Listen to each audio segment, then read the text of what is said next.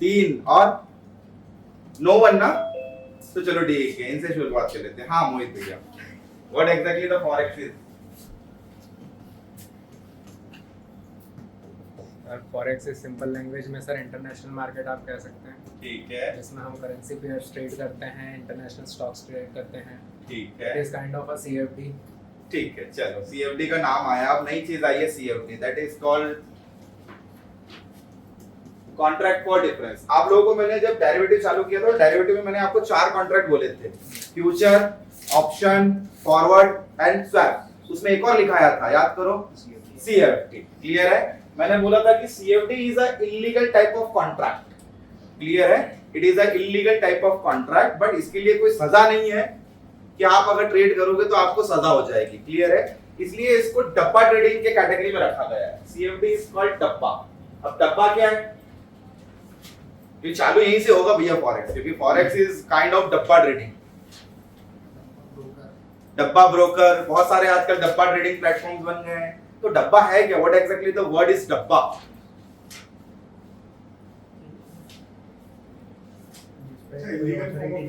Illegal, हाँ illegal तो है, बट क्या, कैसे इलीगल हो गया ये?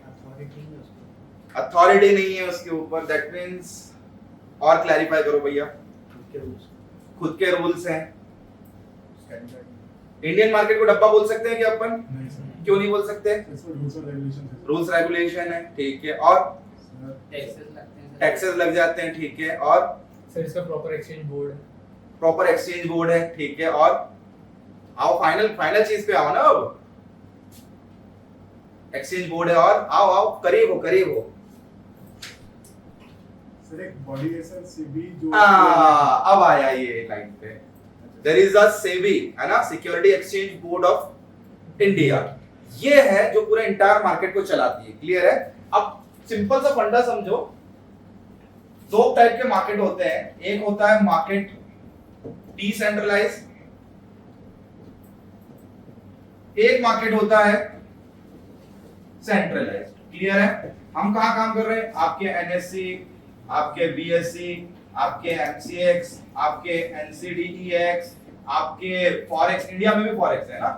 ये सारे मार्केट कैसे हैं? सारे सेंट्रलाइज्ड है। Govern by who? Govern by SEBI. Clear है? रेगुलेटरी बॉडी कौन है इंडिया के अंदर? सेबी है। अब बात करते हैं अपन डिसेंट्रलाइज। अब डिसेंट्रलाइज के अंदर क्या क्या चीजें आ जाएगी? डिसेंट्रलाइज जैसे क्रिप्टो, सबसे पहला नाम ले लिया अपन ने, क्रिप्टो यानी क्रिप्टो करेंसीज। बिटकॉइन हो गया, इथेरियम हो गया, डोज, लूना, शिबा इनू, और जमाने भर के polka.com, जमाने भर के दसों हजार क्रिप्टो करेंसीज है। ये सारी कैसी हो गई? डिसेंट्रलाइज। अब सेंट्रलाइज और डिसेंट्रलाइज में फर्क बता दो मुझे आप लोग। सर डिसेंट्रलाइज मतलब कि इसमें कोई ऑपरेट करने वाला है, ब्लॉकचेन में।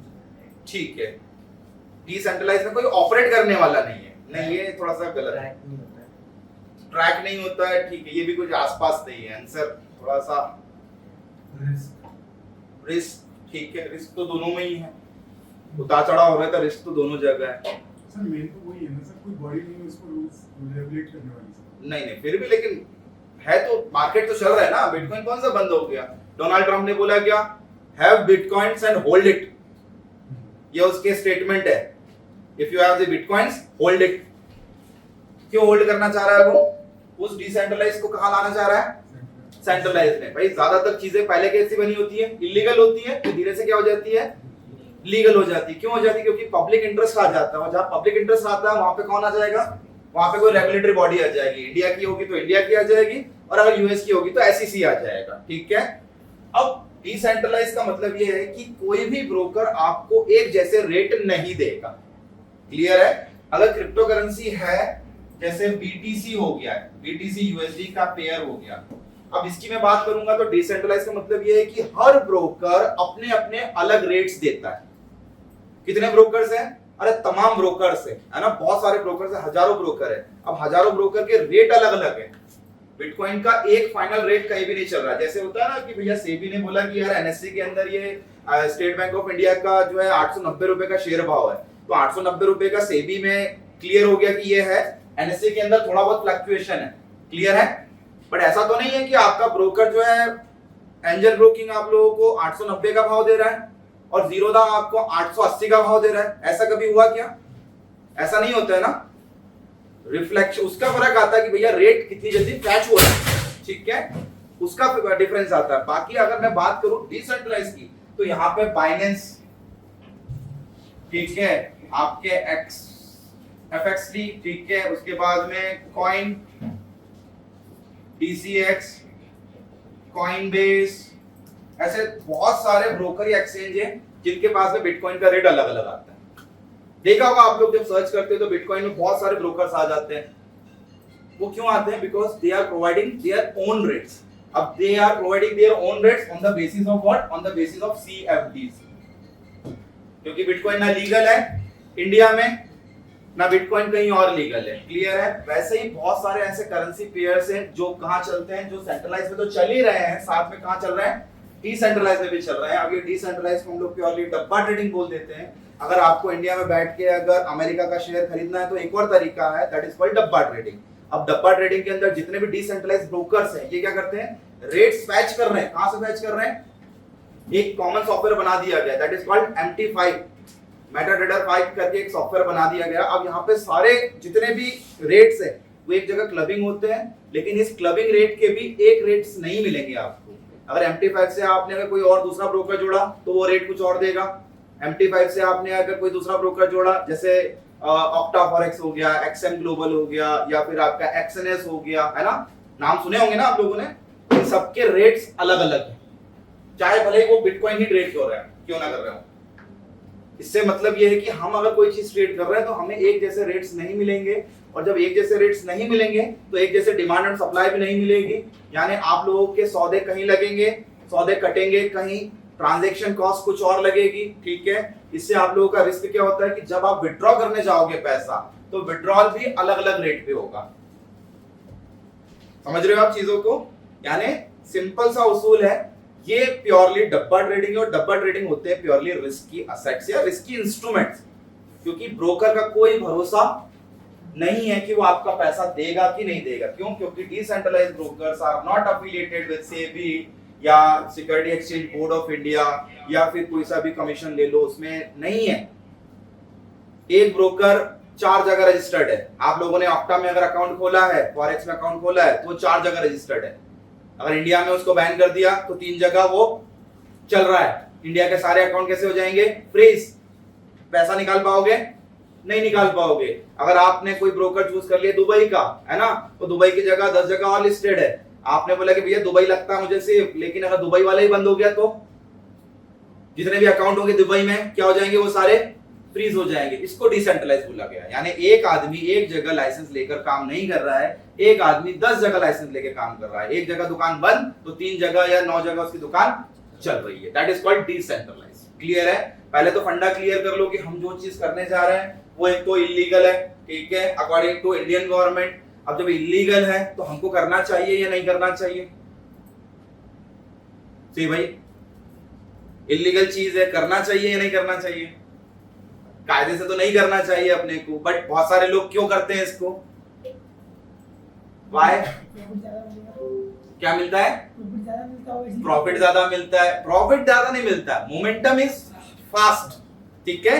अब एक बात और क्लियर कर देता हूं, यहाँ पे लोग जाते क्यों हैं? यहाँ पे जाते हैं लोग इसके लिए, और हम लोगों को इंडियन गवर्नमेंट देती है ये लिवरेज। इंडियन गवर्नमेंट देती है अपने को, या सेबी देता है 5x का लिवरेज, वो भी अच्छे स्टॉक्स पर। और जब आप फॉरेक्स की बात करते हो तो फॉरेक्स में लिवरेज इज व्हाट? 2000 टाइम्स, या इनफाइनाइट भी होता है। कई जगह कुछ ऐसे ब्रोकर है जो इनफाइनाइट देते हैं। इनफाइनाइट मतलब समझो यार, $100 डाला या $200 डाला, इनफाइनाइट कितने बना देगा वो मेरे? यानी खेल किस चीज का है? क्वांटिटी। उसके और हमारे मार्केट में कोई फर्क नहीं है भैया, सब सेम है।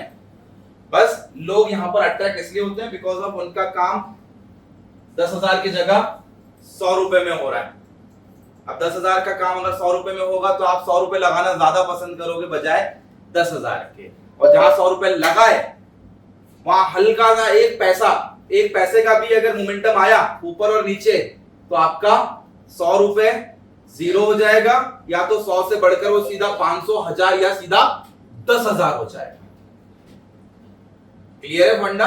यानी आप फॉरेक्स में जब आते हो तो आपके माइंड में केवल चलता है क्वांटिटेटिवली मोमेंटम फास्ट, और मोमेंटम फास्ट का मतलब होता है टेक्निकल बेसिस पर ये मार्केट ज्यादा चलता है। अब इंडियन मार्केट में ट्रैपिंग बहुत चलती है, हंटिंग हो जाते हैं, स्टॉप लॉस हंट हो जाते हैं, आप लोगों के टारगेट्स नहीं आते, टारगेट से पहले ही रिवर्सल आ जाता है। बट टेक्निकलिटी के हिसाब से देखा जाए तो क्रिप्टो, फॉरेक्स या कॉमेक्स या नाइमेक्स जितने भी मार्केट हैं ये सारे बेस्ट काम करते हैं, बेस्ट काम करते हैं। दैट मींस आप लोगों को एंट्री और एग्जिट कैसे मिलेगी? बहुत शानदार। आपने लगाया कहीं पे फिब लगा दिया आपने, है ना, लेट्स सपोज कोई सा टूल लगा दिया, अब वो टूल क्या करेगा? 61 पे आके आपको क्या देगा? बाइंग देगा। आप क्या करोगे? 61 पे बाइंग लगाओगे और 78 पे क्या करोगे? एसएल डाल दोगे और 50 पे क्या डाल दोगे? टारगेट। बढ़िया काम करेगा। लेकिन अगर यही चीज अगर बैंक निफ्टी में लगाने का बोलूं तो बैंक निफ्टी में दिख रहा है आपको 61 दिख रहा है, आपने लगाया बैंक निफ्टी में 61 का फिब, उसके नीचे 78 पे एसएल लगाया, क्या होगा? पहले एसएल खाएगा और फिर 50 जाएगा। तो ये क्या हो गया? ये इंडियन मार्केट में ट्रैपिंग हो गया। इंडियन मार्केट में ट्रैपिंग ज्यादा होता है, इसलिए लोग यहाँ पे थोड़ा सा डरते हैं। बट इस ट्रैपिंग को अगर आपने समझ लिया तो मुझे नहीं लगता कि आप इस मार्केट के अंदर जाओगे। इसके प्रोज एंड कॉन्स अपन देखेंगे, सारे प्रोज एंड कॉन्स देख लेंगे, ठीक है। फिर फाइनली आप लोग डिसाइड कीजिएगा कि वाकई करना चाहिए या फिर नहीं करना चाहिए, ठीक है। इसका सबसे बढ़िया फायदा मिलता है आप लोगों को अगर आप फॉरेक्स मार्केट देख रहे हो तो फॉरेक्स मार्केट का सबसे बढ़िया चीज ये है कि यहाँ से आपको न्यूज़ेस मिलेगी, और न्यूज़ेस मिलती है तो आपका पकड़ किस पे बैठेगा? आपका पकड़ बैठेगा करेंसी पे, और करेंसी इकोनॉमिक प्रोजेक्शन करता है। आप अमेरिका की न्यूज पढ़ोगे, जो मैं आपको पहले दिन बोला था कि read the American newses, read the dollars का strength and weakness, read the European union के यूरो का स्ट्रेंथ वीकनेस, एशियन मार्केट में जापान की करेंसी पढ़ो।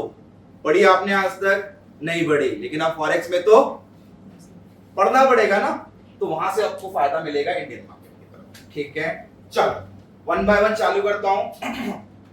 अभी तक तो हाल फिलहाल जैसे ये कैलकुलेशन सर, इसमें भी वैसे इंडिकेटर्स काम करते हैं जैसे सब आपने यहाँ पे कर फैंटास्टिकली काम करता है। यहाँ का सबसे मेन फायदा ये है कि टेक्निकल बेसिस पर ये मार्केट बहुत बढ़िया चलता है, ठीक है। चलो पहले इंडियन मार्केट ले लो थोड़ा सा। इंडिया में फॉरेक्स है, इंडिया में फॉरेक्स को हम लोग सीडीएस बोलते हैं। सीडीएस का मतलब होता है करेंसी डेरिवेटिव। करेंसी डेरिवेटिव का मतलब समझ में आता है ना? डेरिवेटिव का मतलब, derivative is a contract. 4 contract होते हैं इंडिया में। कौन से कॉन्ट्रैक्ट चलते हैं? अगर एनएससी बीएससी की बात करें तो फ्यूचर एंड ऑप्शन। तो इंडिया के अंदर एफएनओज हैं, ठीक है। टोटल 4 पेयर है और 3 और एक्स्ट्रा पेयर है। इंडियन फॉरेक्स मार्केट बता रहा हूं मैं। पहला यूएसडी आईएनआर, दूसरा जेपीवाई आईएनआर, तीसरा यूरो आईएनआर, चौथा जीबीपी आईएनआर, ठीक है। 3 और एक्स्ट्रा पेयर दिए हुए हैं। पहला यूरो यूएसडी, दूसरा जीबीपी यूएसडी, तीसरा जेपीवाई यूएसडी। सर्च कर लो, इंडिया के अंदर है ये। निकालो अपना एंजल, जीरोधा, ग्रो, अपस्टॉक और बनाओ एक वॉच लिस्ट इन चारों पेयर के नाम से, ठीक है। इंडिया में ये बात है कि इंडिया में ये ज्यादातर ट्रेड होते नहीं है, दैट्स व्हाई वॉलिटिलिटी इसके अंदर बहुत ही खत्म है। Total 7 pairs. टाइमिंग इनके पेयर्स का ट्रेड करने का सुबह 9 से शाम को 5 बजे, ठीक है। बीच में एक एक्सटेंशन आया था, ये 7:30 तक एक टाइम दिया गया था, लेकिन अभी हाल फिलहाल मेरे को लगता है ये शायद बंद कर दिया गया, क्योंकि करेंसीज को ट्रेड कर ही नहीं रहा है। आप लोगों को तो फॉरेक्स में भागना है, तो गवर्नमेंट क्यों पेयर्स को देगी आपको ट्रेड करने के लिए? करेक्ट है।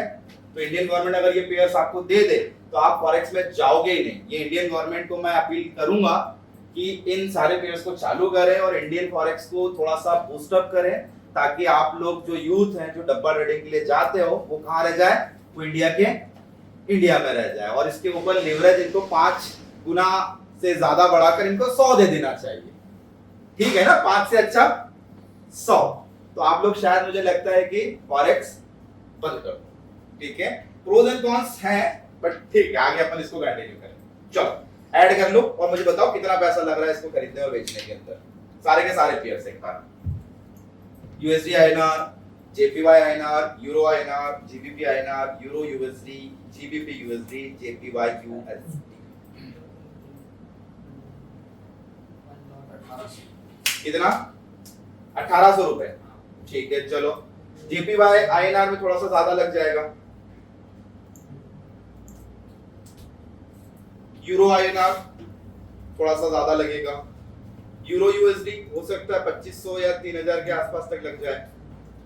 GBP USD या JPY USD देखो ऑलमोस्ट पैसा कितना लग रहा है?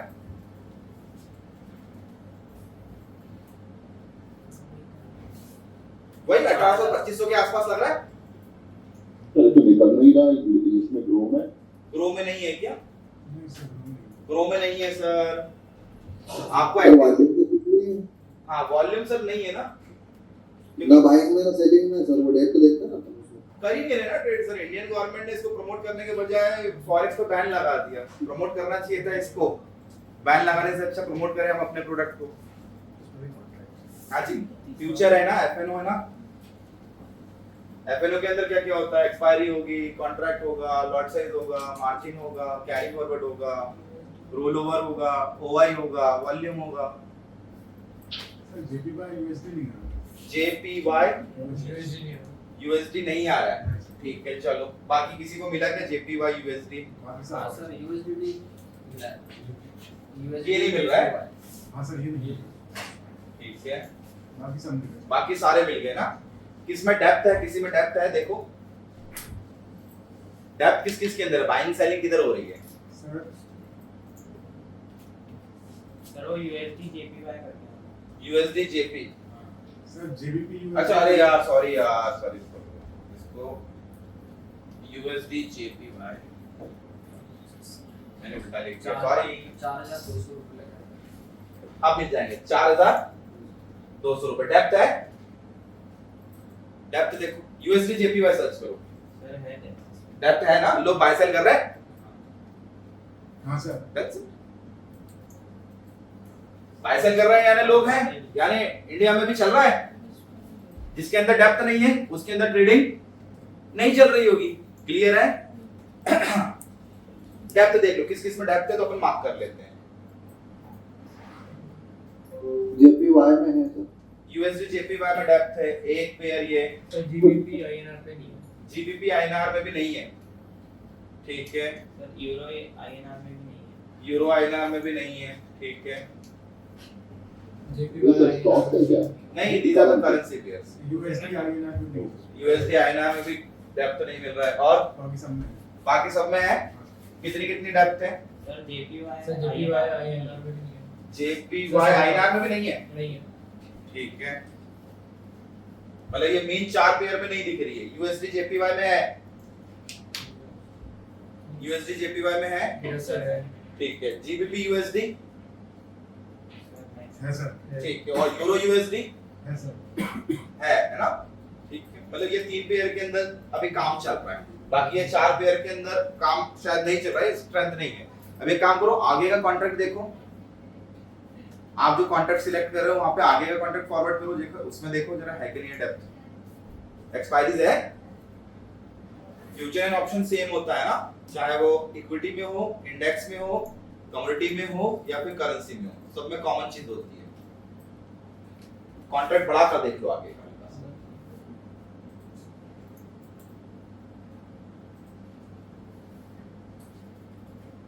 सर डेटा नहीं है, नो डेटा। No data. ठीक है, यानी नहीं चल रहा है इसके अंदर काम, है ना। चलो ठीक है, अपने पास तीन पेयर तो कम से कम है जिसके अंदर काम चल रहा है ना। और ये तीन पेयर इंडिया के अंदर इसलिए दिए हैं क्योंकि ये फॉरेक्स के पेयर है। जो आप लोग अभी फॉरेक्स डब्बा ट्रेडिंग में ट्रेड करोगे ना, वो तीन पेयर यही है। टोटल 7 पेयर होते हैं, 7 में से 3 पेयर आपको दे के रखे हुए हैं, यानी जाने की जरूरत वैसे नहीं है। क्लियर है? जाने की जरूरत नहीं है आपको डब्बा ट्रेडिंग पे। अगर इन तीनों में आपने कमांड कर ली तो आप यहीं से काम कर सकते हो। नहीं यार, 5000 का लीवरेज 2% तो दे सकते हो, ठीक है ना। इसलिए थोड़ा सा लीगल वे में मैं जाना कोशिश करूंगा कि जितना लीगल हो उतना बेटर। चलो अब ये आप लोग पेयर देख के क्या समझे, थोड़ा सा और बेसिक पे आता हूं। ठीक है, आपके पास में इंडिया में टोटल 7 पेयर है ना। हो सकता है गवर्नमेंट आगे इसको प्रमोट करे, होप फॉर द बेस्ट। अगर हो जाता तो बेस्ट है।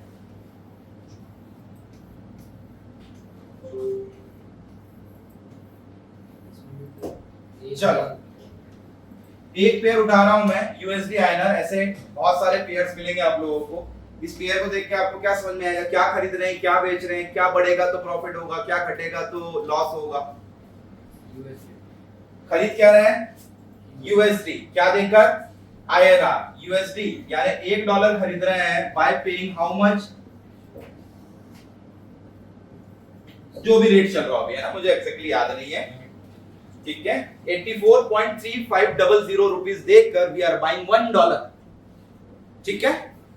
कोटेशन, इसको बोला जाएगा कोटेशन, ये कोटेशन पेयर है और ये कौन सा पेयर है, बेस पेयर है, ठीक है। इसको बोल दो बेस करेंसी, इसको बोल दो कोटेशन करेंसी, ठीक है। This is called base currency, this is called quotation currency.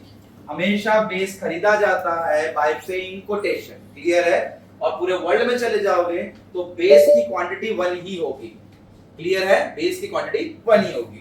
अब इसमें मुझे कब बाय और कब सेल करना चाहिए, कौन सी चीज वीक होगी तो मुझे बाय करना है, या कौन सी चीज स्ट्रांग होगी तो मुझे सेल करना है, कब प्रॉफिट होगा मुझे।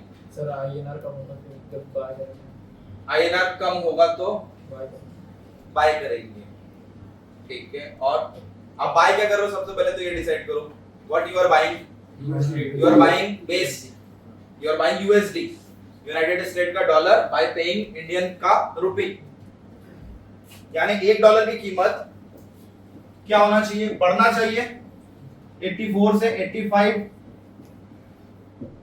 क्लियर है। इससे क्या होगा, इससे आपको बाय में प्रॉफिट होगा। आप खुद चाह रहे हो कि मेरा रुपया वीक हो जाए और डॉलर बढ़ जाए तो मुझे प्रॉफिट होगा। अब इंडिया के अंदर बात करेंगे तो इंडिया में मार्जिन्स लगते हैं, मार्जिन जो लगते हैं वो 2 से 4% लगते हैं, क्लियर है। इंडिया के अंदर जो लॉट साइज है वो है 1000 क्वांटिटी का, ठीक है, 1000 क्वांटिटी, यानी मुझे कितना रुपया लग रहा है, कायदे से देखा जाए तो $1000 खरीदना है मुझे, $1000 खरीदना है बाय पेइंग 84.35 रुपीस, कितना लगेगा 84,350, 84,350 रुपए लगेगा। अब मुझे जो बोल रहा है मार्जिन रिक्वायर्ड वो है 2 से 4%, 84,350 का 2% ही निकाल लो, कितना बैठता है 1600 या 1700 रुपए, यानी what exactly the margin required, margin required is 1700 रुपए देती है इंडियन गवर्नमेंट, फैसिलिटी दे रही है 2%। अब अगर आप यही चीज फॉरेक्स में ट्रेड करोगे तो ये कितने में मिल जाएगी पता है आपको, 17 रुपए में। The difference is that हर आदमी जाना चाहेगा, अगर मुझे 84,000 की चीज 17 रुपए में मिल जाएगी तो हर आदमी इस चीज को खरीदना चाहेगा, क्यों, क्योंकि लिवरेज इज हाई, 2000 टाइम्स का लिवरेज है। यार आप खुद सोचो ना कि मैं 100 रुपए अगर डालूंगा तो 100 रुपए का 2000 गुना कितना होता है, 2 लाख, यानी 100 रुपए के इन्वेस्टमेंट पर 2 लाख रुपए का ट्रेड उठा सकता हूं। पॉसिबल है ये कहीं पर, कहीं पॉसिबल नहीं है, लेकिन फॉरेक्स में ऐसा होता है because of they do not have any like regulatory bodies, उनके ऊपर किसी का हाथ नहीं है। अगर पैसा डूब जाएगा तो आप किसी को कंप्लेंट नहीं कर सकते, आप अगर पे आउट मारोगे और पैसा नहीं दिया सामने वाले ने तो आप उसको भी मना नहीं कर सकते कि भैया मेरा पैसा क्यों नहीं दिया, वो आपका अकाउंट कर देगा सीज। आप किसको कंप्लेंट करोगे, वैसे ही आप डिसेंट्रलाइज ब्रोकर के थ्रू जा रहे हो, डिसेंट्रलाइज बोले तो सीएफडी इज इलीगल कॉन्ट्रैक्ट, और वो ब्रोकर भी कैसा है, वो ब्रोकर अमेरिका में रजिस्टर्ड थोड़ी है ना, ब्रोकर वो लंदन में रजिस्टर्ड है ना, ब्रोकर वो इंडिया में रजिस्टर्ड है, ब्रोकर्स रजिस्टर्ड डेल्टा एक्सचेंज और ये एपेक्स ये सब डिसेंट्रलाइज है। दीज आर ऑल डब्बा ट्रेडिंग प्लेटफॉर्म्स, EXNS ये सारे सब सर ईच एंड एवरीथिंग, ठीक है। सर ट्रेडिंग किसमें करें, ट्रेडिंग अपन करेंगे इसी के अंदर करेंगे, कुछ ना कुछ काम करके, है ना। आगे आ रहा हूं मैं, उसको पूरा सिंपलीफाई कर दूंगा, कैसे क्या करना है क्या नहीं करना है, सारा चीज मैं आपको बता दूंगा, ठीक है। मैं प्रोज एंड कॉन्स बता रहा हूं कि प्रोज एंड कॉन्स क्या है इसके, ठीक है। अब सिंपली आप लोग ये देखो कि आपको कितना पैसा लग गया, आपको 1600-1700 रुपए में ये यूएसडी आईएनआर का पेयर मिल गया, ठीक है। बेटर है, बेटर है। अगर ये ट्रेड हो रहा होता तो हम लोग इस पे प्रॉफिट कितना निकालते हैं, कितना प्रॉफिट निकालना चाहिए, क्योंकि करेंसी इज नॉट लाइक, ऐसा नहीं है करेंसी आज 85 से 90 हो जाएगी और 90 से 80 हो जाएगी, कभी नहीं होता। करेंसी मार्केट बहुत ही न्यूट्रल और स्टेबल मार्केट है, ये बहुत स्लो मोमेंटम करता है। कितना प्रॉफिट अपने को लेना चाहिए इंडियन मार्केट का, फिर करेंगे, फिर बाद में फॉरेक्स वाला भी करेंगे। कितना प्रॉफिट ले अपन? क्वांटिटी है 1000, 2% होता होगा। Quantity is 1000। हम तो ये माने कि 1700 रुपए लगाकर अगर हमको 170 रुपए भी मिल जाए, 1700 रुपए लगाकर हमको 170 रुपए भी मिल जाए तो हमारे लिए 10%। और 170 रुपए आने के लिए कितना मोमेंटम चाहिए देखो जरा, कितना मोमेंटम आएगा तो 70 रुपए मिल जाएंगे आपको, तो सॉरी 170 रुपए कितना डेसिमल फ्रैक्शन में चाहिए मोमेंटम आपको, है ना? कितने पैसे का मोमेंटम आ जाए तो आप तो ये बता दो कि 170 रुपए आ जाए, 84.3500 ही ले लो, ये समझो ये करंट प्राइस है, this is the LTP price. इसमें कितना ऊपर नीचे हो जाएगा कि 170 रुपए आ और जाए, this is called decimal fraction calculation, है ना? पॉइंट इन परसेंटेज, 17 पैसे 17 पैसे 17 पैसे का मल्टीप्लाई कहां पर कर दे? 1000 में कर दे, सिंपल 17 पैसे ही तो चाहिए, यानी यहाँ 35 पैसे से कितना जुड़ जाए? 150 के ऊपर हो जाए, मतलब 50 के ऊपर हो जाए, 52 हो जाए। अगर यहाँ सीधे 52 हो गया तो आपको सीधे वहां पर 17 पैसे का प्रॉफिट होगा। 17 पैसे मल्टीप्लाइड बाय कितनी क्वांटिटी उठाई है? 1000, कितना बना? 170 रुपए, कितने के इन्वेस्टमेंट पर? 1700 के investment, that is what? Simple सा कैलकुलेशन है, ये सब जगह पूरी दुनिया में एक जैसा है, पूरी दुनिया में एक जैसा है, चाहे बिटकॉइन खरीदो, चाहे फॉरेक्स से कोई पेयर खरीदो, चाहे गोल्ड खरीदो, यही होता है। अब आपने इन्वेस्टमेंट जितना डाला है उसके ऊपर आपको 170 भी मिल रहा है तो भी बहुत बढ़िया।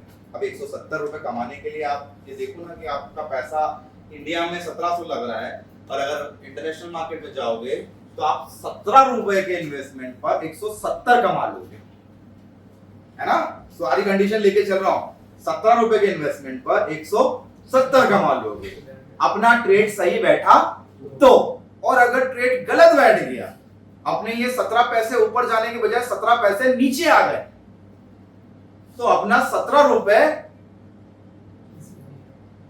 शून्य। और वो कैसे होगा? 1 सेकंड नहीं लगेगा आपका पूरा अकाउंट ब्लो होने में। अकाउंट ब्लो, ये बड़ा सा फेमस वर्ड है, अकाउंट ब्लो कर दिया हमने, यानी पूरा खत्म, जीरो कर दिया, पूरा कट जाएगा ना सर, पूरा सौदा कट ही जाएगा ना सर, बचेगा ही नहीं ना सौदा, कहां से बचेगा? हमारे इंडिया में भी तो ऐसे ही होता है, हम अगर हमारा 1700 का लॉस हो जाए तो हम क्या करेंगे? इंडिया के अंदर पूरा सौदा काट देंगे। वैसे फॉरेक्स वाले भी तो यही करते हैं। आप डब्बा ट्रेडिंग को ये मत लो कि डब्बा ट्रेडिंग अलग है, डब्बा ट्रेडिंग बस इलीगल है और सेंट्रलाइज वाले लीगल है, बस। बाकी दोनों के प्रॉफिट एंड लॉस तो एक जैसे ही है, प्रॉफिट एंड लॉस में कोई चेंजेस नहीं है। डब्बा ट्रेडिंग वाले 17 पैसे मांग रहे हैं, 17 रुपए मांग रहे हैं, और ये कितने मांग रहे हैं? 1700 मांग रहे हैं, दोनों के बीच में बहुत अंतर है। क्लियर है? सर इनकी एक्सपायरी वगैरह होती कि नहीं, कोई एक्सपायरी नहीं। कौन सी एक्सपायरी? क्या होता है सर एक्सपायरी? इसमें एक्सपायरी का कोई लफड़ा ही नहीं। नहीं, कोई एक्सपायरी। इंडिया के अंदर फ्यूचर एंड ऑप्शंस है तो वो लीगल कॉन्ट्रैक्ट है, यहाँ एक्सपायरी भी होगी, यहाँ एक्सपायरी के समय मार्जिन भरना पड़ेगा। हो सकता है 1700 की जगह आपको 84,000 भरना पड़े, लेकिन वहां पे क्या होता है? वहां पे 17 रुपए के दम पर आप 1700 भी कमा सकते हो, 17,000 भी कमा सकते हो, अगर सौदा सही चला तो। और गलत हो गया तो आपका 17 रुपए पूरी तरीके से फिनिश हो जाएगा। होल्ड कर सकते हो ना सर? कैरी करो, जो करना है वो करो, क्योंकि वहां पे एक्सपायरी है ही नहीं। एक्सपायरी होती किस चीज की? Derivative contract, legal contract, but these are what? Illegal contract है वैसे भी। 17% जीरो होंगे नहीं सर, अपन बेचेंगे नहीं तो वो दला तो रहेगा ही ना। अरे बेटा, लेकिन जो फ्लक्चुएशन आएगा उसका क्या करोगे? आप खुद सोचो। अभी यहाँ पे अपन ने क्या किया? यहाँ पर अपन ने 17 पैसे के मोमेंटम पर 170 रुपए कमाए, ठीक है? अब एक काम करो, इसमें डॉलर डाल दो, इसको डॉलर समझो आप। अब अपन अपने खाते में कितना डाल रहे हैं? 1700 डॉलर डाल रहे हैं, ठीक है? 1700 डॉलर डाल के अपने को क्या मिला? अपने को एक पेयर मिल गया, यूएसडी आयना जैसे कोई पेयर मिल गया। अब कितने पॉइंट का मोमेंटम आ जाएगा कि अपने 1700 डॉलर साफ हो जाएंगे?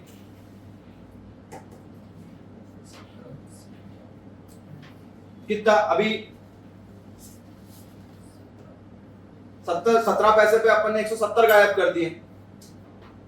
कितने पैसों का मोमेंटम आ जाए कि अपना $1700 पूरी तरीके से साफ हो जाए? डेसिमल फ्रैक्शन नहीं होगा मोमेंटम। देखो जरा,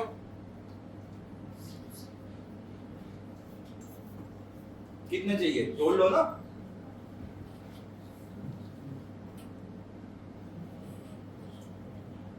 कैलकुलेशन तो भैया फॉरेक्स में कैलकुलेशन बहुत तगड़ा होना चाहिए। ये तो कैलकुलेशन नहीं आया तो आप अपने अकाउंट को तो तुरंत ही ब्लो करोगे। मैं ये बोलना चाह रहा हूं कि $1700 डालकर मैंने यूएसडी आईएनआर का पेयर खरीदा, ठीक है, इन्वेस्टमेंट इज माय $1700। अब कितना मोमेंटम आ जाए इस करेंसी में कि मेरा 1700 रुपए पूरी तरीके से उड़ जाए? 700, ठीक है। 700 क्या 70 पैसे ही बोलो ना सीधे, 70 पैसे ही होगा। हाँ सर 70 पैसे मुझे लगता है। तो 70 पैसे मल्टीप्लाइड बाय 100 अगर लॉट साइज है तो कितना गया? 7,000। 0.70 700 होगा ना। 1000 क्वांटिटी पे 700 रुपए जाएगा ना। हाँ तो 700 तो गया अभी भी। 70 पैसे पे 700 कैलकुलेशन नहीं समझ में आया क्या? सिंपल सा कैलकुलेशन था। मैंने बोला आपको कि आपने $1700 आपने आपके जो भी है किसी अकाउंट में, फॉरेक्स अकाउंट में डाले, ठीक है, उससे आपने ट्रेड किया कोई सा pair, USD INR trade pair किया जिसका वैल्यू चल रहा था 84,335.00, ठीक है। अब मैं ये बोल रहा हूँ कि ये समझो कि ये अमाउंट जो है ये लिवरेज अमाउंट ही है। समझ में आ रहा है? लिवरेज अमाउंट है ये। इसके लिए मेरे को उसने 2000 की leverage they the, let's suppose, अरे 2000 की भी मत हो जाए, 1000 की लिवरेज दे दी, 1000 की लिवरेज दे दी, यानी 1000 रुपए की लिवरेज लगाने के बाद में मेरा अमाउंट कितना हो रहा है? $1700 हो रहा है। क्लियर है? अब कितने रुपए का मोमेंटम यहां आ जाए ऊपर या नीचे कि मेरा वो पूरा $1700 साफ हो जाए?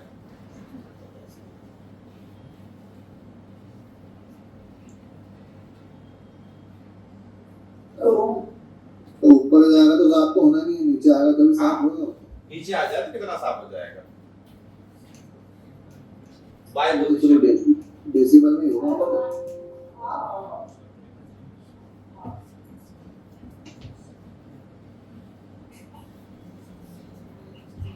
अच्छा, $1700 कैसे बनेगा? कितना अमाउंट होना चाहिए एक्चुअल जिसमें 1000 गुना की लिवरेज मिला के $1700 हो जाए? 1.7 यानी एक्चुअल में मेरे खाते में कितना $1.7 है। 1.7 देकर मैंने कितनी क्वांटिटी खरीदी है? $1.70 या 1.70 मेरे खाते में, उसमें 1000 गुना का लिवरेज डाली, कितना बना दिया उसने? 1700 बना दिया। अब कितने रुपए का मोमेंटम आ जाए कि ये पूरा मेरा साफ हो जाए? 1.7 है ये। तो उधर कितना मोमेंटम आना चाहिए कि ये साफ हो जाए? उधर देखो,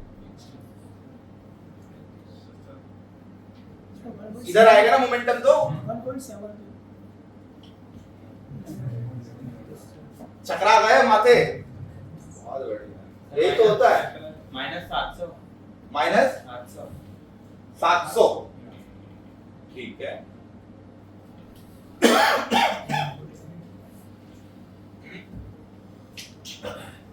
कंफ्यूजन है भैया अभी भी?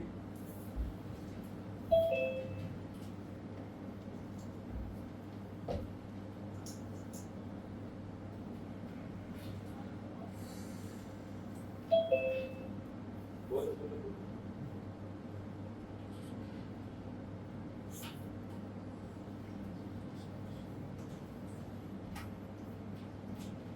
हर इस पर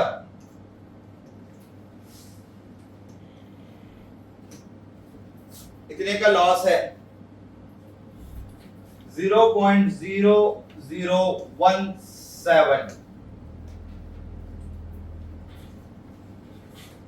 0.0017 इसका मोमेंटम डाउन आया, आपका सौदा कट, यही होगा। 17 पैसे नहीं, पैसे का मतलब होता है डेसिमल के बाद। क्लियर है? चलो अब इसका कंफ्यूजन थोड़ा सा दूर करता हूं, क्योंकि ये जो पेयर है यूएसडी आईएनआर, इस पेयर को अगर आप इंडिया में देखोगे तो उसका रेट चल रहा है 84.3500। ठीक है, यहां तक तो अभी हम लोगों ने काउंट कर लेते हैं हम लोग। क्लियर है ना? अब फॉरेक्स में काउंटिंग कहां होती है? फॉरेक्स में काउंटिंग होती है ये वाले सेक्शन पर, और एक पांचवा डिजिट और होता है उस वाले सेक्शन पर। इसको क्या बोलेंगे? 35 पैसे, है ना? इसको क्या बोलेंगे थर्ड वाले डिजिट को? कैसे काउंट होगा? डेसिमल में तो काउंट होता ही नहीं। 100, 200 फ्रैक्शंस काउंट किए हैं, क्योंकि फॉरेक्स में फ्रैक्शंस मोमेंटम होते हैं, पता है ना? डेसिमल फ्रैक्शंस का चौथा और पांचवा डिजिट मूव होता है। डेसिमल फ्रैक्शन का चौथा और पांचवा डिजिट मूव होता है। अब इंडिया की बात करूं तो इंडिया के अंदर मिनिमम मोमेंटम है 0.0025। 25 से 50 होगा, 50 से 75 होगा। देख लो भले खोल के, कोई सा भी पेयर देखो, रेट आ रहे हैं किसी के, आ रहे हैं क्या? कोई सा भी पेयर देख लो, डेसिमल का तीसरा और चौथा फ्रैक्शन ही मूव कर रहा है, और वो भी 25-25 के मोमेंटम में कर रहा है। दैट इज कॉल्ड पिप। इसको बोलते हैं पिप। चौथा फ्रैक्शन इज कॉल्ड पिप और पांचवा इज कॉल्ड पिपेट। अगर पांचवा फ्रैक्शन हुआ डेसिमल के बाद में तो आ रहा है ना? 25-25 में मोमेंटम हो रहा है। ये इंडिया का है। इंडिया में डेसिमल का थर्ड और फोर्थ ही मोमेंटम करेगा, वो भी 25 और 25 में। तो इसको पढ़ूंगा कैसे? This is called 25 pip. This is called 25 pip. Clear है? अब मैंने क्या बोला? मैंने बोला कि भैया आपका 17 पिप पे ही आपका अकाउंट ब्लो हो जाएगा। 17 पिप पर आपका अकाउंट ब्लो हो जाएगा। ब्लो कैसे होगा? 0.0017 पिप मल्टीप्लाइड बाय कितने का लॉट है? 1000 का। करो जरा, कितना आ रहा है? $1.7, यानी 17 पिप नीचे गया अकाउंट में से $1.7 फिनिश। अब आप लोग ऐसे डालोगे, फॉरेक्स के अंदर पैसा ऐसे डालते हो ना। इंडियन गवर्नमेंट ने क्या किया? इंडियन गवर्नमेंट ने 1.7 की जगह कितना लिया आपसे? ये फॉरेक्स वाला ले रहा है, दिस इज फॉरेक्स की डिमांड, और इंडिया वाला लेता है 1700 रुपए। अब 1700 रुपए एकदम से जीरो तो होंगे नहीं, उसने मार्जिन कैसा कलेक्ट करवाया इंडिया वालों ने? थोड़ा सा ज्यादा। और फॉरेक्स वाला मार्जिन कितना कलेक्ट करवा रहा है? $1.7, और उस पे बोल रहा है कि 1000 गुना का लिवरेज देकर मैं तेरा $1.70 जो है, मतलब $1.70 जो है वो कन्वर्ट किस में करूंगा? $1700 में कन्वर्ट करूंगा। And now you are taking trades of $1700 का, बट एक्चुअल वैल्यू कितनी है आपकी? $1.70। क्या होगा पता है ना? 17 पिप ऊपर तो प्रॉफिट आ जाएगा, और 17 पिप नीचे तो अकाउंट फिनिश। ये फॉरेक्स है। डेसिमल फ्रैक्शंस के मोमेंटम्स बहुत हैवी होते हैं, इसलिए यहां पर बड़े टाइम्स में लोग बहुत कम देखते हैं, छोटे टाइम्स में पर ज्यादा काम करते हैं। 1 मिनट या सेकंड्स में भी काम करते हैं, क्योंकि सेकंड्स में ही प्रॉफिट एंड लॉस बहुत तेज हो जाता है। क्यों? क्योंकि क्वांटिटी कैसी होती है? ज्यादा होती है। अगर मैं आपको बोलूं कि एक काम करो, अरे आपके खाते में आपने डाला कितना है? आपने $17 डाल दिया। लेट्स सपोज, इमेजिन करना है ना, आपने आपके फॉरेक्स अकाउंट में $17 डाल दिया। इंडिया के हिसाब से $17 कितना होता है? ये $20 डाल दो, कितना हो गया भाई? 1600-1700 रुपए हो गया। ठीक है ना? अब वो 1600 या $20 को आप अगर 1000 गुना की लिवरेज के साथ में देखो तो कितना हो जाएगा? $20,000। अब मैंने आपको क्या बोला कि $1700 के कितने पेयर ले लोगे आप? कम से कम 10 तो आ जाएंगे। $1700 के कितने पेयर आ जाएंगे? 10 आ जाएंगे, यानी कितने लॉट हो गए? 10 लॉट। देखना इधर, इमेजिन करना। मैंने बोला कि एक काम करो, $20 आपके फॉरेक्स अकाउंट में डालो।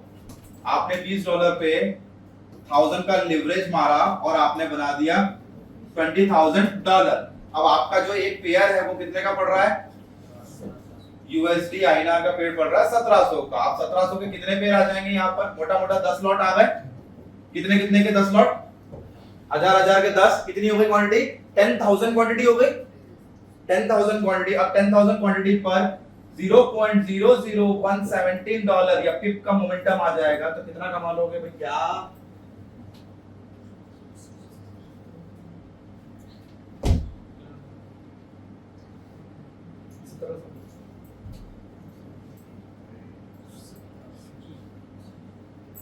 पॉजिटिव मूव आ गया। 17 पिप का नीचे मार रहे थे पॉजिटिव, नीचे मार रहे थे नेगेटिव, अब ऊपर मार दिया पॉजिटिव। कितना हो जाएगा? सिंपल 1.0017। कितनी क्वांटिटी है? 1000 के कितने लॉट है? $17। $17 कमाओगे आप। $17 कितने के इन्वेस्टमेंट पर? अब आया मजा सर, ये पैसा डबल। यही होता है। This is actual things happen into forex market because of high leverage. 20 रुपए को, ये तो मैंने अभी कितना बोला है? 1000 गुना बोला है। यहाँ पे अगर मैं 20 रुपए को, $20 को 2000 गुना बोलता तो यहाँ 10 की जगह कितने लॉट आ जाते? 20 लॉट आ जाते। और $17 की जगह कितना होता? $34 होता। कितने के इन्वेस्टमेंट पर? 20 के, $20 के इन्वेस्टमेंट पर। फिर मजा आता कि सर $20 डाले, $50 निकाल लिए। सारा खेल क्वांटिटी का है डियर, और सारा खेल किस चीज का है? लिवरेज का है। Leverage is high, that's why यहां पर लोग काम करना पसंद करते हैं। Profit and loss is a same thing यार। जैसे इंडिया के अंदर होता है प्रॉफिट एंड लॉस, वैसे ही सेम तो है, बस प्रॉफिट एंड लॉस किसमें हो रहा है? दैट इज इनटू पिप। पिप्स का मतलब पॉइंट इन परसेंटेज, ठीक है। चौथे डिजिट को हम लोग बोलते हैं 1 पिप। चौथे डिजिट को क्या बोलोगे? 1 पिप। तीसरे डिजिट को क्या बोलोगे डेसिमल के बाद में? 2 पिप। यानी अगर वहां पे हुआ 25 तो उसको क्या बोलेंगे? 25, ठीक है। Simple calculation. ये वाला क्लियर है? किसी को नहीं क्लियर तो बता दो भाई। $20 डाला अपने खाते के अंदर, $20 पे 1000 गुने का लेवरेज मिला, $20,000 हो गया। $1700 का अगर एक पेयर है तो मोटा मोटा 10 लॉट मैंने खरीद लिए $17,000 के। अभी भी मेरे खाते में कितना बचा है लिवरेज का अमाउंट? $3000 बचा है। हैज कर सकता हूं क्या? हाँ, आराम से हैज कर लूंगा, कुछ अगर गलत बैठा तो। क्लियर है? अब मैंने उस $17,000 पे मैंने कितना कमाया? मैंने 17 पिप कमाया, मात्र 17 पिप। 17 पैसे नहीं है वो, 17 पिप। क्लियर है? उस 17 पिप पर 10 लॉट के हिसाब से मैंने कितना कमा लिया? $17 कमा लिया। एक लॉट पे $1.70, 10 लॉट पे 17 हो गया। क्लियर है? 20 होते तो 34 हो जाता, ठीक है। अब कैलकुलेशन कैसे होता है? कैलकुलेशन पूरे फॉरेक्स के अंदर सेम होता है। यूएसडी आईएनआर का अगर ले ले, एग्जांपल की ले ले अपन, मैंने आपको बोला कि काम करो 83.0001, क्या बोलोगे इसको? 1 पिप। अगर यहां से मोमेंटम होके ये डेसिमल में 2 पिप। क्लियर है?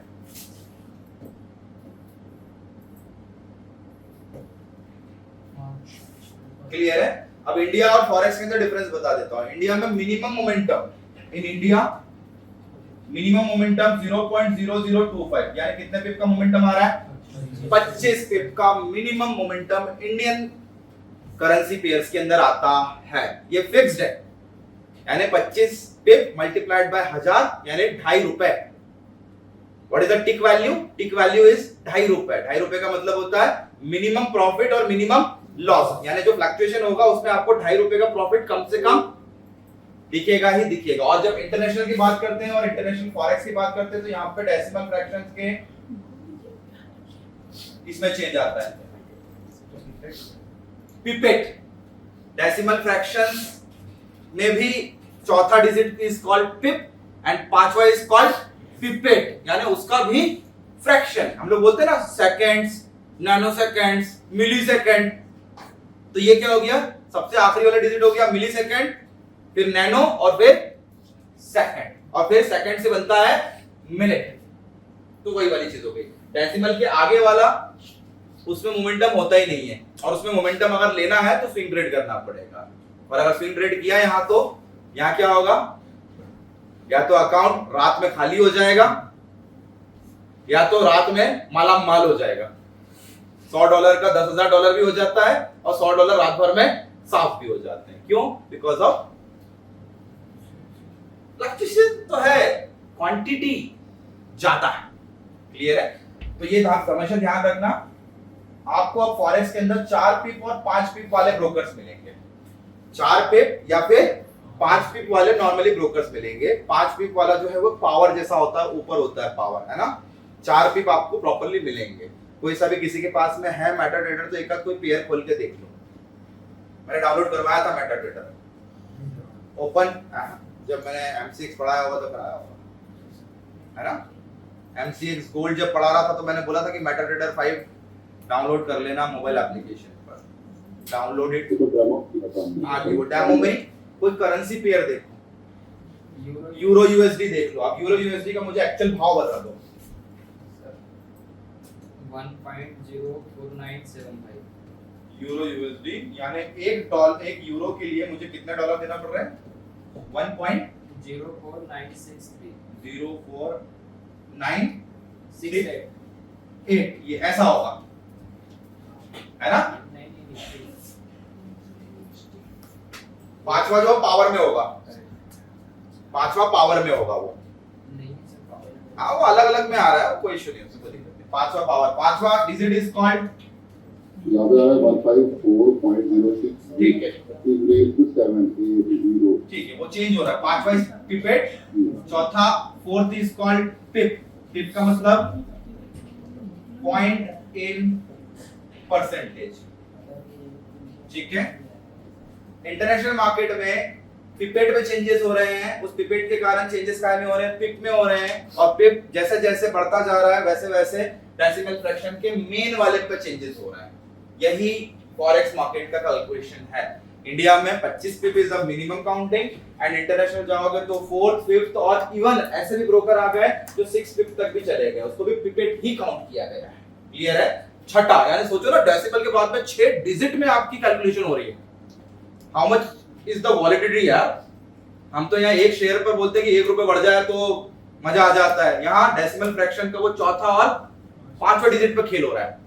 तो इसलिए मोमेंटम हाई होगा, है ना। आप खुद सोचो, कोई चीज अगर डेसिमल फ्रैक्शन में बढ़ रही है, घट रही है, तो उसमें कितनी क्वांटिटी ट्रेड हो रही होगी।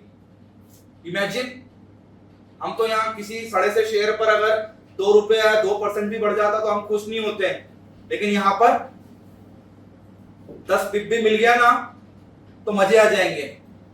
10 पिप में आप $100 निकाल लोगे, 10 पिप में $100।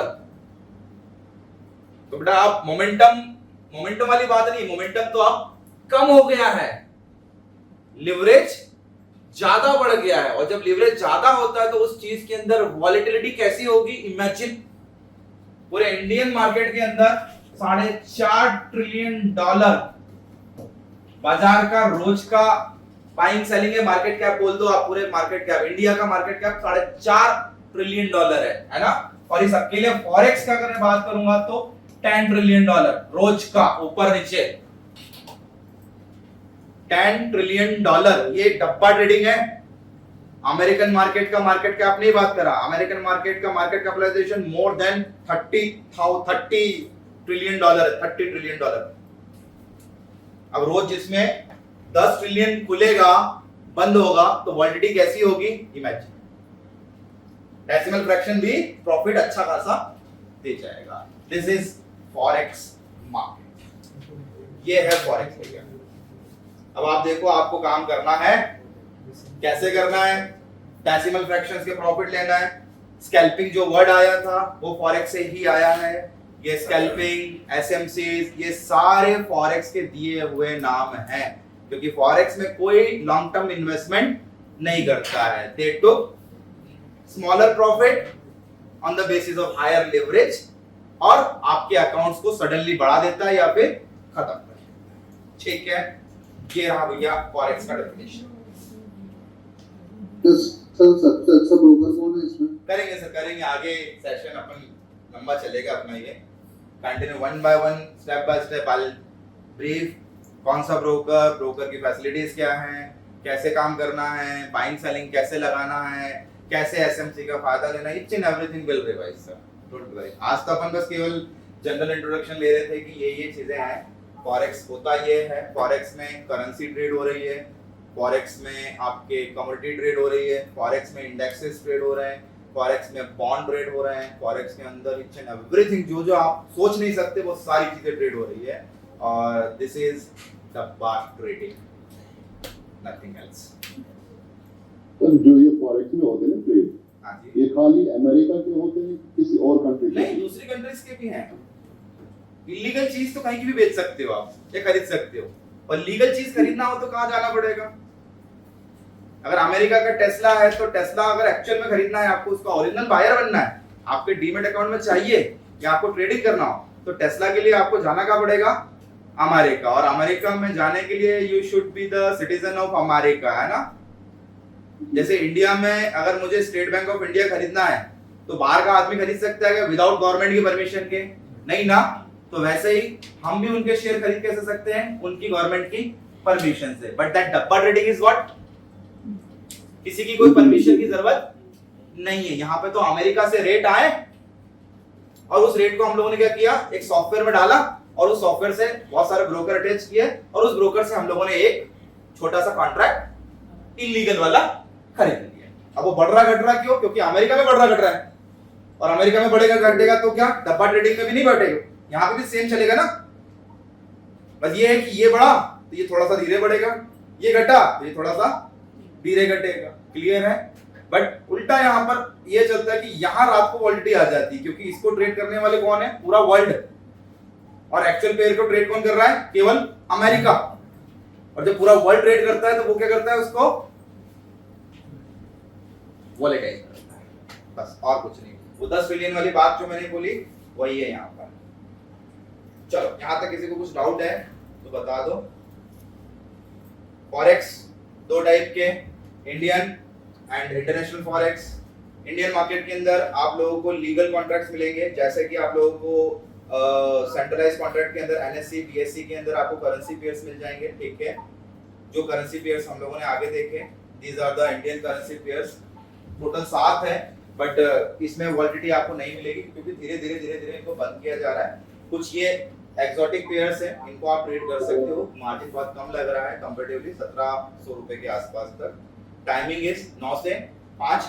अब एक काम करना, आज ही आप लोगों को टास्क दे रहा हूं कि 9 से 7:30 तक ये जो 3 पेयर जो एक्स्ट्रा है इनका मोमेंटम चल रहा है क्या? 9 से 7:30। क्लियर है? एक्चुअली में time is what? Time is forex का, इंडियन फॉरेक्स का 9 से 5 है, बट इन 3 पेयर के लिए एक्स्ट्रा टाइम दिया गया था क्योंकि 7 बजे अमेरिका खुलता है, तो अमेरिकन मार्केट से थोड़ा सा को रिलेट करने के लिए ये टाइमिंग को थोड़ा सा 2.5 घंटे एक्सटेंड किया गया था। अभी भी चल रहा है क्या, ये आप लोग शाम को देखिए। ठीक है, अपना मेन ब्रोकर उठाना, एंजल जीरोधा ग्रो जहाँ पे है अवेलेबल, और वहां पे क्या करना, वहां पे देखना रेट फ्लक्चुएट हो रहे हैं क्या। फ्लक्चुएट हो रहे हैं तो टाइम इज देयर। ठीक है, तो ये जो फिर हो रहा है ना, ये पेयर वाली ट्रेडिंग, ये तो फिर अंडर सेबी आती है? हाँ जी, ये इंडियन गवर्नमेंट के अंडर सेबी है। जहां सीडीएस लिखा है, करेंसी डेरिवेटिव्स, वो सेबी के अंदर ही आता है। दिस इज लीगल कॉन्ट्रैक्ट, ये जो 7 है टोटल। ठीक है, और जो इलीगल वाले फॉरेक्स के हैं वो हम बाद में समझेंगे, धीरे धीरे ले रहे हैं। सर प्रॉफिटेबल ट्रेड निकालना मुश्किल होगा इंडियन मार्केट में। मोमेंटम नहीं है सर, और लेवरेज है, लिवरेज नहीं, मार्जिन, हाँ लिवरेज कम है, और वही चीज है कि मार्जिन ज्यादा देना पड़ेगा। अब यहाँ पे एक लॉट से काम नहीं चलेगा, 10, 20, 30, 40 लॉट लेना पड़ेंगे। सेफ है, भागेगा नहीं ब्रोकर। प्रॉफिट आएगा तो प्रॉफिट देगा, लॉस आएगा तो लॉस देगा। डब्बा ट्रेडिंग में मेन फ्लॉ क्या है? मतलब सीज हो जाएगा, अकाउंट सीज हो सकता है, आप कंप्लेंट कहीं कर नहीं सकते हो, आप कंप्लेंट कोई सुनेगा नहीं।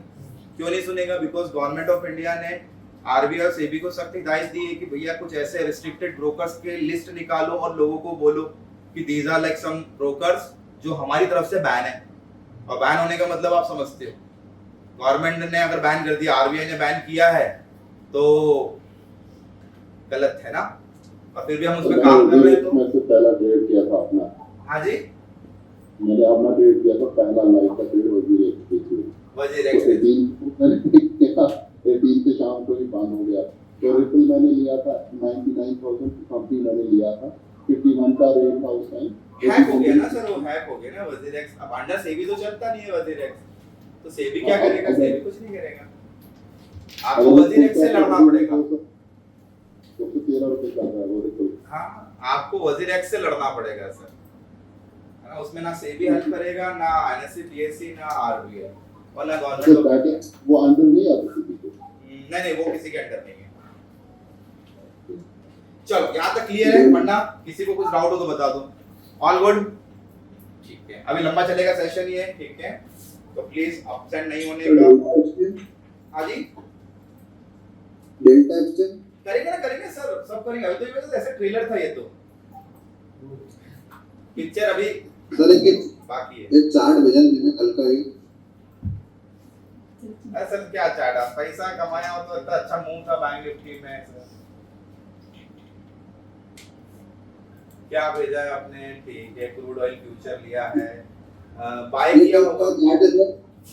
तो सर इसको मैंने सर मॉनिटर किया कि सर एक ये गैप डाउन ओपन हुआ, फिर एक लेवल से जो दो लाइन बनी हुई है वहां से बार-बार आके और नीचे गिरा है सर। तो मतलब यहाँ पे कॉल राइटर से बैठे होंगे। हाँ, ये रेजिस्टेंस दिख रहा है ना ऑलरेडी। देखो यहाँ पे सस्टेन भी नहीं किया आपके 16 तारीख के पहले, आप देखो, ठीक है, थोड़ा सा स्लो था लेकिन सपोर्ट उठता जा रहा है। एंड स्टिल यहाँ पे एक बाइंग जोन आ सकता है। ये जो आपका दिख रहा है ना 6042 और 47, इसको क्रॉस एकदम से करेगा, ठीक है।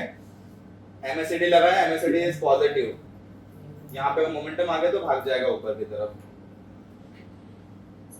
वहां से 2-3 बार नीचे ही आया था, ऊपर गया ही नहीं। हाँ नहीं, अब वो भागेगा सर, क्योंकि नीचे से सपोर्ट भी उठ रहा है। चलो बाकी का कल करेंगे अपन, ठीक है। कल एक काम करो, कल एक छोटा सा टास्क देता हूँ, कंपेयर दी ब्रोकर्स। आप लोग प्लीज ब्रोकर कंपेयर करो, फॉरेक्स के कौन कौन से ब्रोकर्स अच्छे हैं, कौन कौन फैसिलिटी क्या क्या दे रहा है, ठीक है। नाम लिखा देता हूँ, जैसे डेल्टा एक्सचेंज लिख लो, जैसे एक्सएनएस लिख लो, जैसे ऑक्टाफेक्स लिख लो, जैसे लिख लो आपके एक्सएन ग्लोबल,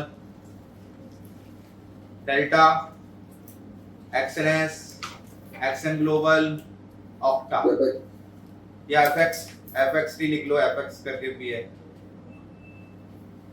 सर ये इंडियन ब्रोकर है कि फॉरेन? नहीं, these are all forex broker है। इंडिया का तो कुछ नाम ही नहीं है सर यहाँ पे। ओके, तो अपना ये सब कुछ पाके जाएंगे सब। हाँ, ये अपन करेंगे। Delta exchange, XNS, XN global, Octa forex, Octa FX करके, ठीक है। चलो डन किया जाए। सर आज मार्केट टूटने के कुछ चांसेस है क्या?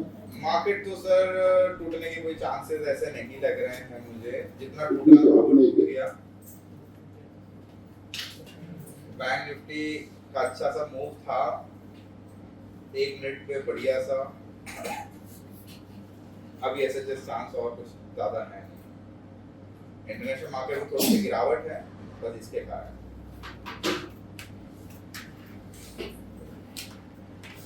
सर इसमें में भी तो सब तो नेगेटिव चल रहा है sir, HDFC, ICI, TCA, Reliance. थोड़ा सा न्यूट्रल हो सकता है, 2:30 बजे एक बार मॉनिटर कर लीजिएगा ना, थोड़ा सा न्यूट्रल हो सकता है बस।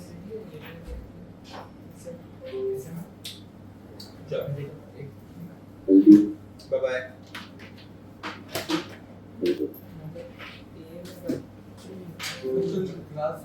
सब सेम टाइम, ये अभी फॉरेक्स सेम टाइम पे चलेगा। Reason due to like European market खुलता है, सबसे स्ट्रांग पेयर होता है यूरो यूएसडी, और उसको ट्रैक करना हो तो that 12:30 to 1:30 is the best time. और रात का टाइमिंग इसलिए इंपॉर्टेंट होता है क्योंकि आप सुबह प्लानिंग करोगे तो रात को यूएसए सेशन में ट्रेड ले पाओगे। सबसे स्लो मार्केट होता है सुबह वाला फॉरेक्स का, थोड़ा सा मॉडरेट होता है आपका नून वाला, और सबसे फास्ट मार्केट होता है वो इवनिंग वाला। सबसे फास्ट मार्केट में मैं नहीं कराना चाह रहा, क्यों? क्योंकि पता है ना, अमेरिका खुलता है तो सीधे 40 ट्रिलियन खुलता है, वो 40 ट्रिलियन खुलता है तो अकाउंट फिनिश। चल